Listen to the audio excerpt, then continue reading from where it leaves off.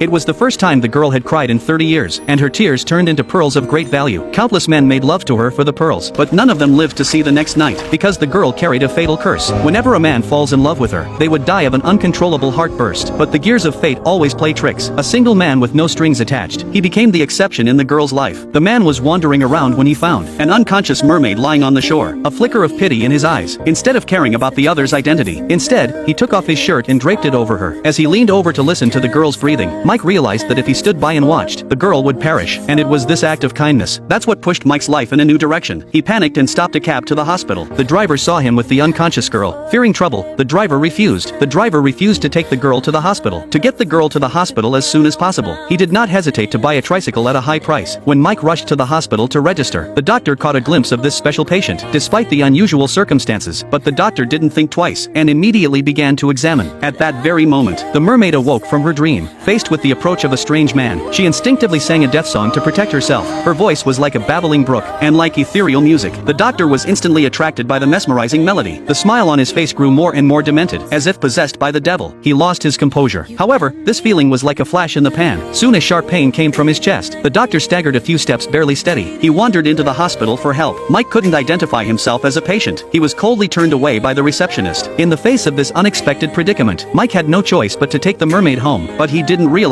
the landlord was watching. Mike was so gentle with the girl. He took his clean t-shirt and gently put it on her, and carefully poured water over her, in an attempt to awaken the sleeping girl. When the girl slowly opened her eyes, and saw the unfamiliar surroundings, as well as this unknown man, she felt an inexplicable panic in her heart. Her eyes flashed with alarm and anxiety. Then she hummed the mysterious song of death. However, to her surprise, Michael was not affected by the song. As the girl tried to increase her compulsion, Michael mistook the girl for a sign of affection. Watching the man considerately healing her wounds, her guard was gradually lowered. She gave him her name, Lula.